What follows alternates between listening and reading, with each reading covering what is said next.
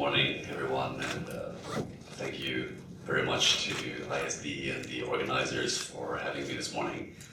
And also special thanks to my predecessor, Professor Mari Pangestu, and also to Professor Findlay for your special contributions to this morning's Services Summit.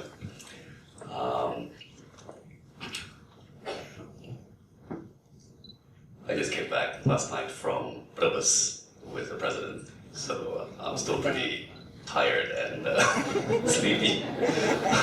Coffee. And I have to admit, I was tempted to skip this morning.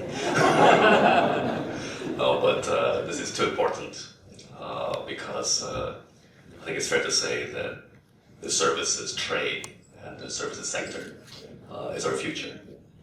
And I was just chatting with Ibu Mari on the way up here on the escalator, and it's true. It's surprising how little we talk about it, considering how big it is, how large of a contribution to GDP it makes, how large of a proportion of our workers work and earn their living in the services sector.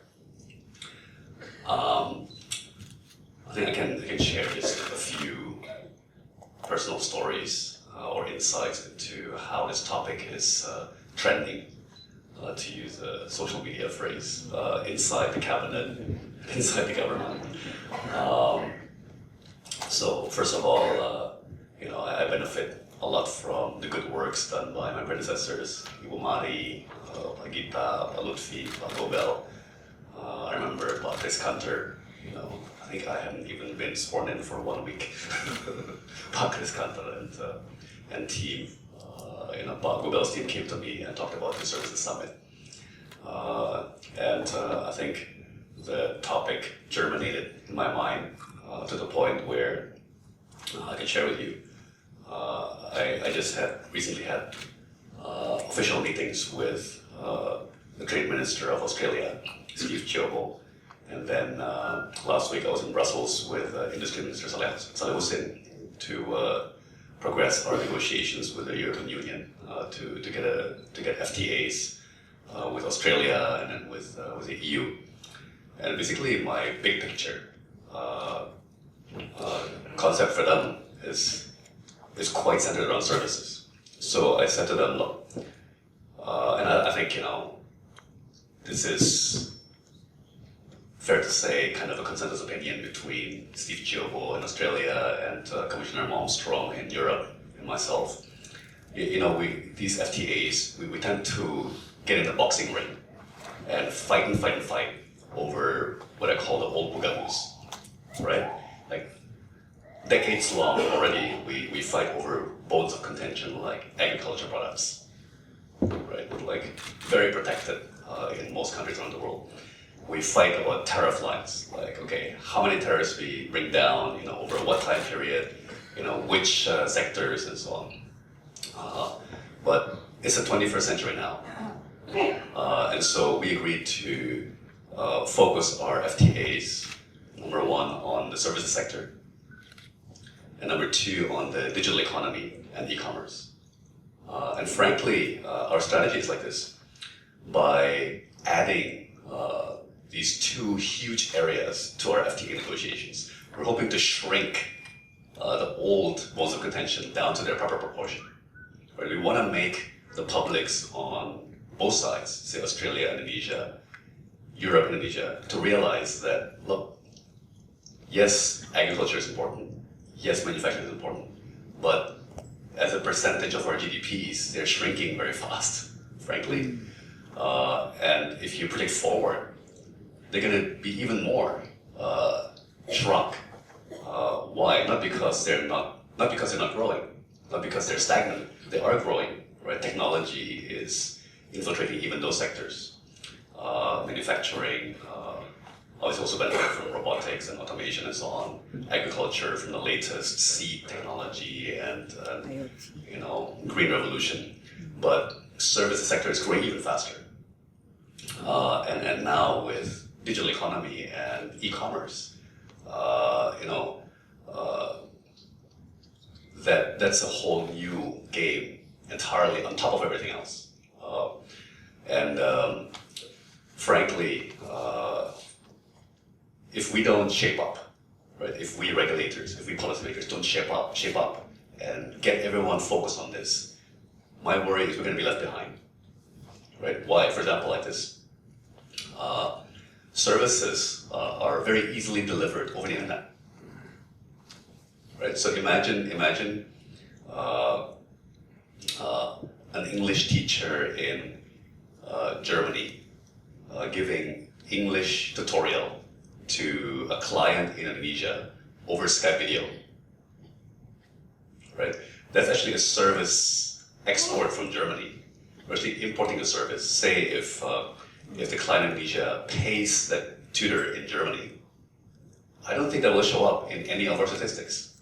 Well, I'm very sure it will not show up in our trade statistics, for sure, because probably that customer in Indonesia will not bother to report it in that level of detail. It will not show up in Germany's trade statistics because the tutor will also not bother to report it. The only place it will show up is probably in our balance of payments, right? So if the customer in Indonesia sends money to the tutor in Germany, it will show up as a monetary outflow. Okay. Now, that's just one example. And again, as more and more of our economy moves to the service sector, and as more and more of the service sector moves to the internet, if we're still fighting with each other over tariffs on goods, over standards on sanitary for agriculture, like the whole world is moving on, and we're still busy with, never mind 20th century, but maybe even 19th century issues. Right? So that's just one example. Now, I think the second thing I can share is like this. Again, thanks to my predecessors and to a very significant extent, I started snowballing this issue, dialogues on this issue within the Ministry of Trade, and even starting to embrace or invite other ministries. For example, Minister of Education, this was Wedan, and Minister of Labor, Hanif Lakiri. So three of us had a meeting recently, right? And I said, guys, I think we have to talk more and more about service sector. Number one, it's just economic reality with urbanization, with economic development, and so on. Number two, just to share with you guys, in my FTA negotiations, is taking up a bigger and bigger proportion of the FTAs themselves, taking a bigger and bigger proportion of the time, energy, effort that all the negotiators on both sides are putting into this FTAs.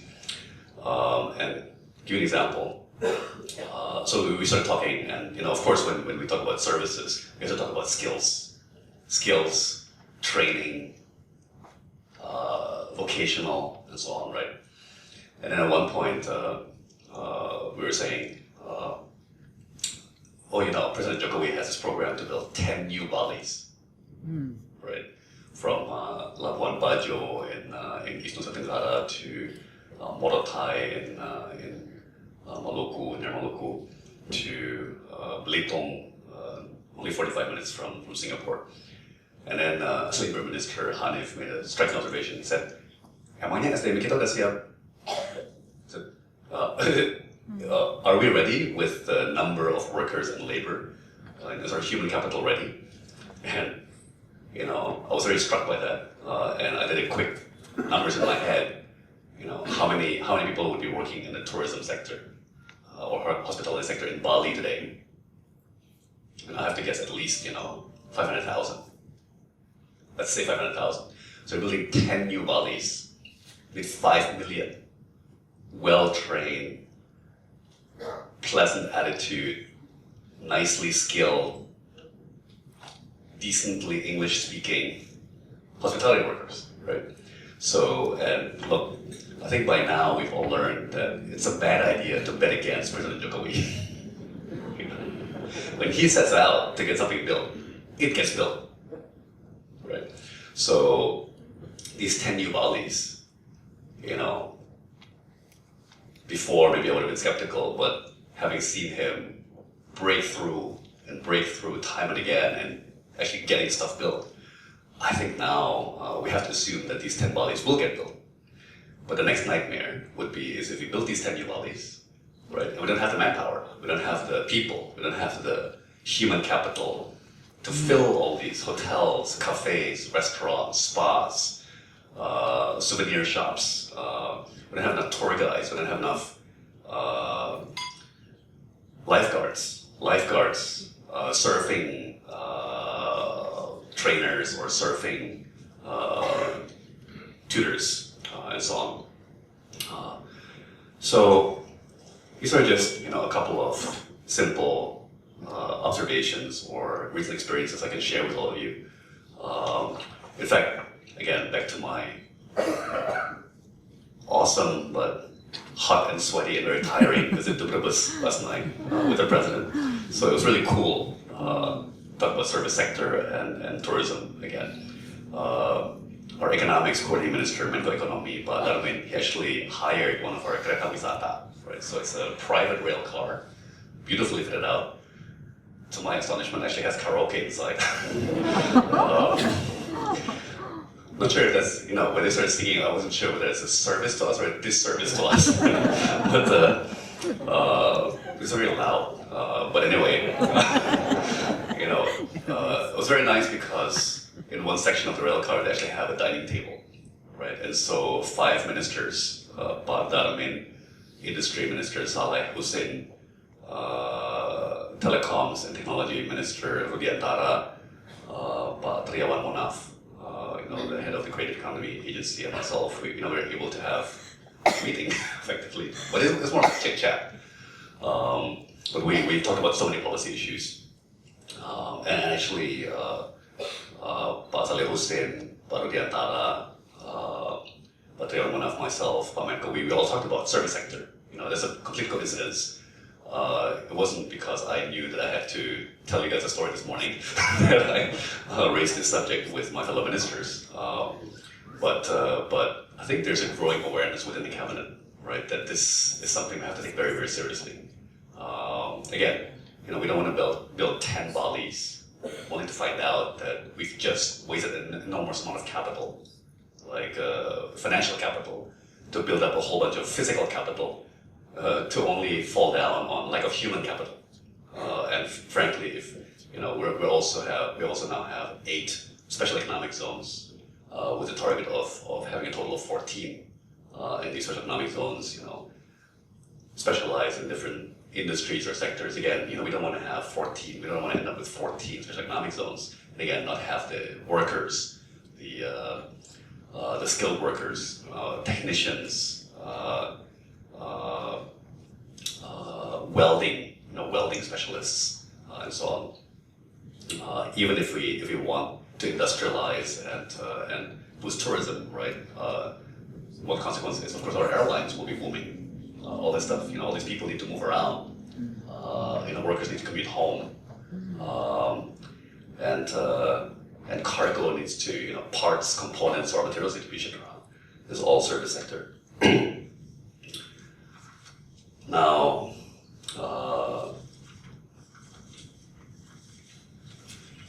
I don't know that I should rattle down all these numbers and statistics. I think it's better left to Professor Pangestu and Professor Findlay. I'm not yet a professor, so I think I shall tahu diri. I shall know my own place and do what I do best, maybe, which is telling stories and making policies, hopefully, with the help of a lot of people. But just a little bit. I think, I asked Pak Darmin, our economics coordinating minister also, and depending on the survey, depending on the census, probably right now roughly half of our population actually works in the services sector, right? Now I imagine for advanced economies like USA or Singapore, the percentage might be 80-85%. So that's the path ahead of us, right? Getting from 50% to probably 55-60, then 65-70 over time to 80-85. even though it's probably more than half of our GDP, less than half of our people work there. So I think service sector punches above its weight. I think a couple of other fascinating details, and I'll ask Professor Pangestu and Professor Findlay to confirm this or to correct me. One small observation: real estate sector. Real estate sector. To my knowledge, that's actually in our bookkeeping, in our national economic bookkeeping, that's actually a service sector. Right? It's not manufacturing. It's not agriculture. It's not logistics. Well, there is a part of the real estate, which is warehousing and so on. But it is actually part of the service sector. So, I remember being quite surprised. Oh, wow. Yes, there's financial services, there's healthcare, there's education, there's all these things which are obviously services, where one person services another. But something as large and heavy with physical assets as real estate also falls inside the services sector. Right? So here's sort of an example of how pervasive, how fundamental, how advanced. And again, real estate goes from shop houses and cheap public housing, more affordable housing, to middle class housing and 6-story offices, to skyscrapers, to 5-star hotels, to luxury apartments. So again, it's an example of where just one segment of the service sector. It's not just the volume, but naik kelasnya itu, the progression in quality, the progression in economic value added, right? Very visible from that. So I think that's about as much as I can share with all of you this morning. There's a whole bunch of other discussions which the 5 ministers had on the train yesterday, but I think it would be violating my duties of confidentiality if I broached those discussions with you already. So we're now trying to figure out how to work this into our economic policy packages and into the policy-making apparatus and the policy-making mechanisms. For example, a lot of policies are formulated, at least, starting with the basic design in rapat koordinasi at Menko Ekonomi. So we're starting to plot out when some of these initiatives on services sector gets built into the agenda of the rapat Menko Ekonomi in the next few weeks and months. I think we're especially interested in education and healthcare. But again, to my earlier point, that I think these 10 new bodies actually are going to get built. These SECs actually are going to get built. I think will be forced to pay quite a bit of attention to skills that are directly relevant to these 10 new bodies and these 8, hopefully eventually 14 SEZs. So I think with that, I'll hand over to my academically superior colleagues, and I hope at least have a bit of insight into how we in the cabinet are starting to get our minds around the service sector aspect of the economic reform that we're trying to implement, and also into how it's starting to infiltrate our negotiations on international FTAs. Thank you very much.